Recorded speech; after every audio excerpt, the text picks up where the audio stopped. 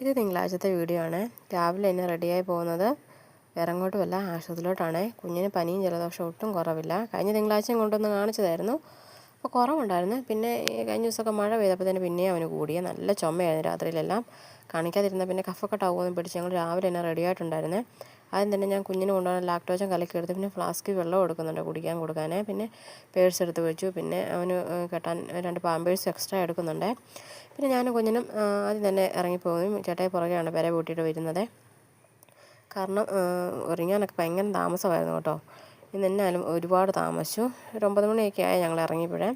ഇത് മുണ്ടക്കയം ടൗണിൽ ചെന്നു. ഇത് മാതാവിൻ്റെ കുരിശടിയാണ്. ഞാൻ ഇടയ്ക്ക് വന്ന് ഇവിടെ തിരികെ എത്തിക്കാറൊക്കെ ഉണ്ട്. പിന്നെ ഞങ്ങൾ മുന്നോട്ട് പോയി. മുണ്ടക്കയം ബസ് സ്റ്റാൻഡിൻ്റെ അവിടെ എത്തിയേ. രാവിലെ തന്നെ തിങ്കളാഴ്ച ദിവസമായിട്ട് അത്യാവശ്യം തിരക്കൊക്കെ ഉണ്ട് സ്റ്റാൻഡിൽ. ഇനി ആശുപത്രി ചെല്ലുമ്പോൾ എങ്ങനെയാണ് അവസ്ഥയെന്ന് അറിയത്തില്ല. കാരണം തിങ്കളാഴ്ച ദിവസം എല്ലാം നല്ല തിരക്കായിരുന്നു. കഴിഞ്ഞ തിങ്കളാഴ്ച ഞങ്ങളൊന്ന് ആശുപത്രി പോയതായിരുന്നു.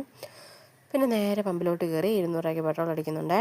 കാരണം ഞങ്ങൾ പോകുന്നത് മെയിൻ റോഡ് വഴിയല്ല കേട്ടോ പോകുന്നത്. ഞങ്ങൾ ഷോർട്ട് കട്ട് വഴിയാണ് പോകുന്നത്. കാരണം മെയിൻ റോഡ് വഴി പോയാൽ ഭയങ്കര തിരക്കുമാണ്. പിന്നെ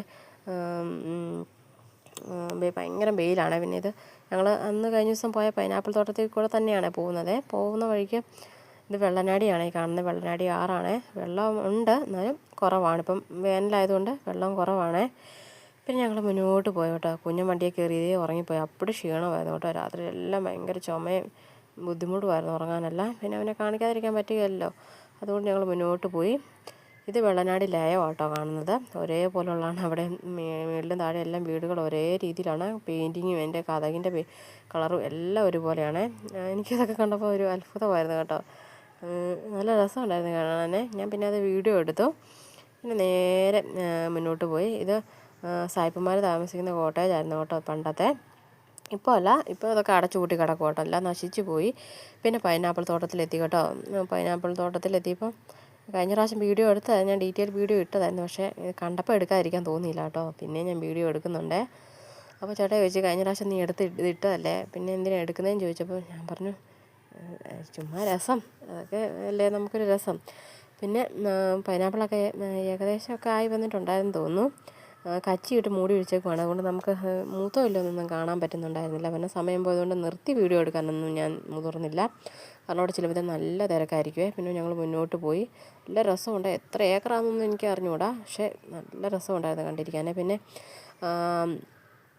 ചെറിയ മുളയൊക്കെ വരുന്നതൊക്കെ പറിച്ച് മാറ്റി വെച്ചിട്ടുണ്ടായിരുന്നു. റീപ്ലാന്റ് ചെയ്യാനാണെന്ന് തോന്നുന്നു. വേറെ സ്ഥലത്ത് കൊണ്ടുപോയി ഒക്കെ പറിച്ചിങ്ങനെ കെട്ടി വെച്ചിട്ടുണ്ടായിരുന്നു. പിന്നെ മുന്നോട്ട് പോയപ്പോൾ ഇതും കൈതത്തോട്ടം തന്നെ കേട്ടോ.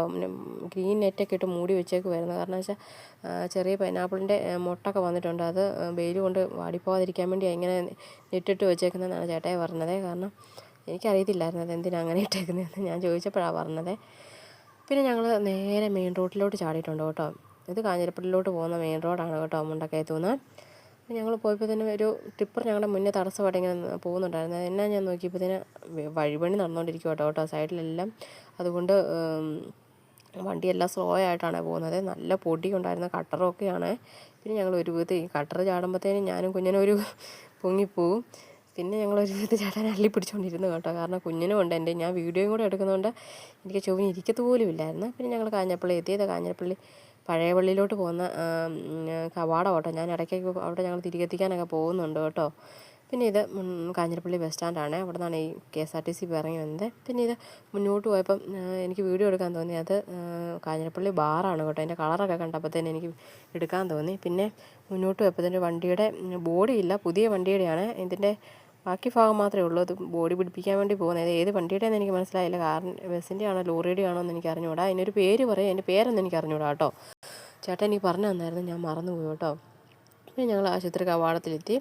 General hospital Kanjirappally. ഇവിടെയാണ് ഇടയ്ക്കിടയ്ക്ക് ഇവനെ കൊണ്ടുവന്ന് കാണിക്കുന്നത്. കാരണം ഉണ്ടായപ്പം തൊട്ടേ ഇവിടുത്തെ ചികിത്സയാണ്. പ്രൈവറ്റ് ഹോസ്പിറ്റലിൻ്റെ ഇടയ്ക്ക് പോകുന്ന, പക്ഷേ അവന് ഇവിടുത്തെ ചികിത്സ ആ ഡോക്ടർ നോക്കിയാൽ ഇവന് കുറയത്തുള്ളൂ കേട്ടോ. അതുകൊണ്ട് ഞങ്ങൾ പിന്നെ അവിടെ പോയി. പിന്നെ ചീട്ടൊക്കെ എടുത്തപ്പോൾ നല്ല ഡോക്ടറെ അടുത്ത് നല്ല തിരക്കായിരുന്നു കേട്ടോ. അവിടെ പിന്നെ ഒരു 1/4 മണിക്കൂറോളം പെട്ടിരുന്നിട്ട് ഡോക്ടറെ കണ്ടത്. പിന്നെ കണ്ട് തിരിച്ചിറങ്ങി പോരുന്ന വഴിയാണ്. അപ്പോൾ ചേട്ടാ ഞാൻ വീഡിയോ എടുക്കുന്നപ്പോൾ തന്നെ ഇറങ്ങി ഓട്ടുവാ. ഞാൻ നിൽക്കാൻ പറഞ്ഞിട്ടൊന്നും നിൽക്കുന്നില്ല. എന്നാണെന്നറിയാം, വീഡിയോ എടുക്കാനൊന്നും നിന്ന് തരികയില്ല കേട്ടോ. പിന്നെ ഞാനും പുറകെ ഇറങ്ങിപ്പോന്നു. പിന്നെ മരുന്നെടുക്കുന്നോർത്ത് അതിലും തിരക്കാണ്. ഞാൻ വീഡിയോ എടുക്കാൻ ചേച്ചിമാരൊക്കെ എന്നെ നോക്കുവാണ്. എനിക്ക് ചിരിയും കൂടെ വന്ന്. പിന്നെ ഞാനും കുഞ്ഞിനും കൂടെ അവിടെ കുറച്ച് നേരം ഇങ്ങനെ. അപ്പോൾ പിന്നെ അവന് ദാഹിച്ച് കരയാൻ തുടങ്ങി. പിന്നെ ഞാൻ ലാക്ടോജൻ എടുത്ത് കൊടുത്തു കേട്ടോ. വലിയ ചൂടൊന്നും കുറവൊന്നും ഇല്ലായിരുന്നു. ചൂടൊക്കെ അത്യാവശ്യം ചെറു ചൂടുണ്ടായിരുന്നു കേട്ടോ. കാരണം ചുമയും ജലദോഷമൊക്കെ ആയതുകൊണ്ട് തണുത്തൊന്നും കൊടുക്കാൻ പറ്റുകയല്ലോ. അതുകൊണ്ട് നല്ല ചൂടിൽ തന്നെയാണ് എടുത്തുകൊണ്ട് പോകുന്നത്. പിന്നെ ഫ്ലാസ്കിലായാലും ചെറു ചൂടുവെള്ളമാണ് ഞാൻ എടുത്തേക്കുന്നത്. പിന്നെ കുഞ്ഞിനവിടെ ഇരുന്ന് ആസ്വദിച്ച് പാല് കുടിച്ചുകൊണ്ടിരിക്കുകയാണ്. നല്ലതായിട്ട് വിശന്നായിരുന്നെന്ന് തോന്നുന്നു കേട്ടോ. രാവിലെ കുറുക്കൊക്കെ കൊടുത്തതായിരുന്നു, എന്നാലും ഇത്ര സമയമായില്ലായിരുന്നു. പിന്നെ വീഡിയോ എടുക്കുന്നത് അപ്പുറം ഇവർ ഇരിക്കുന്നവരെല്ലാം ഞങ്ങളെ തന്നെ നോക്കുവാണേ. അത് കഴിയുമ്പോൾ തനി കുണം ഇറക്കാൻ തുടങ്ങി, വഴക്കുണ്ടാക്കാൻ തുടങ്ങി. പിന്നെ ഞങ്ങൾ കുറച്ച് നേരം പുറത്ത് പോയിരുന്നു, അതിലേക്ക് കുറച്ച് നേരം സമയം നടന്നു കേട്ടോ. ഇത് ആശുപത്രിയുടെ ഗേറ്റ്, അധ്യാപക വിഭാഗത്തിൻ്റെ ഫ്രണ്ട് ഗേറ്റാണ്. കുറച്ച് ചെടി അതും ഇതൊക്കെ അക്വേറിയമൊക്കെ ഉണ്ട് കേട്ടോ. ഇതാണ് പിന്നെ പാർക്കിംഗ് ഏരിയ കേട്ടോ. എല്ലായിടും നല്ല തറയോടൊക്കെ ഇട്ട് അടിപൊളിയാണ് ആശുപത്രി കാണാനൊക്കെ ആണെങ്കിലും. ജനറൽ ഹോസ്പിറ്റലാണെന്ന് പറയുകയില്ല, നല്ല വൃത്തിയും കാര്യങ്ങളും ഒക്കെ ഉണ്ട് കേട്ടോ. ഇവനിവിടെയാണ് ഉണ്ടായത്.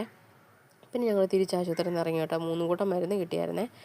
പിന്നെ കടയിൽ കയറി, ഹോട്ടലിൽ കയറി ഞങ്ങൾ ബിരിയാണി കഴിക്കാമെന്ന് വെച്ചു. വിശക്കുന്നുണ്ടായിരുന്നേ. എനിക്ക് ചോറ് മതി എന്നായിരുന്നു. പിന്നെ ചേട്ടായി ബിരിയാണി മതി എന്ന് പറഞ്ഞപ്പോൾ പിന്നെ ബിരിയാണി അങ്ങ് മേടിച്ചു. എനിക്ക് കഴിക്കണമെന്ന് പോലും താല്പര്യമില്ലായിരുന്നു, കാരണം നല്ല പൈസയാകും കടയിൽ കയറി കഴിച്ചാലേ. പിന്നെ ബിരിയാണിയൊക്കെ കഴിച്ച് അച്ചാറും പപ്പടവും സാലഡൊക്കെ ഉണ്ടായിരുന്നു, അത് കൂട്ടി അടിപൊളിയായിട്ട് കഴിച്ചു. പിന്നെ ഞങ്ങൾ തിരിച്ച് മുണ്ടക്കയത്ത് വന്നപ്പോഴത്തേന് പിന്നെ ആൻസൺ ഫിൻകോർപ്പിലൊന്ന് കയറണമായിരുന്നേ. ആശുപത്രി കേസായതുകൊണ്ട് ഇച്ചിരി പണയാനൊക്കെ ആയിട്ടുണ്ടായിരുന്നു, അതൊന്ന് പുതുക്കി വെക്കാനൊക്കെ ആയിരുന്നു. ഇതിന് കുഞ്ഞും ഭയങ്കര ബഹളമായിരുന്നു. പിന്നെ ചേട്ടൻ ഞങ്ങൾക്ക് കുടിക്കാൻ വേണ്ടി ഒരു ജ്യൂസ് മേടിച്ചുകൊണ്ട് വരാൻ പോയേ. അപ്പം ഞാൻ ആ ചേട്ടൻ അറിയാതെ വീഡിയോ എടുത്തുകൊണ്ടിരിക്കും. വീഡിയോ എടുക്കുന്ന സമയത്ത് തിരിഞ്ഞ് എൻ്റെ അടുക്കലെന്ന് പറഞ്ഞ് തിരിഞ്ഞ് വരുവാണ്. പക്ഷെ ഞാനതൊന്നും കാര്യമാക്കിയില്ല, ഞാൻ വീഡിയോ എടുത്തു. ഞങ്ങൾ പിന്നെ അവിടെ നിന്ന് ജ്യൂസൊക്കെ കുടിച്ചു കേട്ടോ. ജ്യൂസ് എടുത്ത് വെച്ചതിന് ഭയങ്കര ബഹളമായിരുന്നു അവിടെ നിന്ന്. അങ്ങനെ ഒരുപാടൊന്നും കൊടുക്കാൻ പറ്റില്ല. പിന്നെ ഞങ്ങൾ നേരെ ഒരു ബേക്കറിയിലോട്ട് പോയി. ആൻസൺ ഫിൻകോർപ്പിൽ ഒരു മണിക്കൂറോളം നിന്നെന്ന് തോന്നുന്നു, കാരണം ഇച്ചിരി താമസം ഉണ്ടായിരുന്നേ. പിന്നെ ഞങ്ങൾ ഒരു നാരങ്ങ വെള്ളം കുടിക്കാൻ ബേക്കറിയിൽ കയറി. അതിനുശേഷം പിന്നെ ഒരു ലേഡീസ് സെൻ്ററിൽ കയറി കുറച്ച് സാധനങ്ങളൊക്കെ മേടിച്ചായിരുന്നു. അത് വീഡിയോ എടുക്കാൻ പറ്റിയില്ല കേട്ടോ. പൊട്ട്, പിന്നെ കമ്മൽ, പിന്നെ കൊച്ചിന് സോപ്പ്, ബേബി സോപ്പ്, പിന്നെ എനിക്ക് ബീട്രൂട്ട് പൗഡർ, ഒരു ഐബ്രോ പെൻസിൽ, 2-3 പൊട്ട്, അതൊക്കെ മേടിച്ചിട്ടുണ്ടായിരുന്നു. പിന്നെ കമ്മൽ മാത്രം ഞാൻ എൻ്റെ വേറൊരു ബോക്സിലിട്ട് വെച്ചു. ബാക്കി സാധനമല്ല എൻ്റെ മേക്കപ്പ് ബോക്സിലിട്ട് വെച്ചേ. പിന്നെ ഞങ്ങൾ ഇടയ്ക്ക് മീൻ മേടിക്കാൻ കയറിയിട്ടുണ്ടായിരുന്നു കേട്ടോ.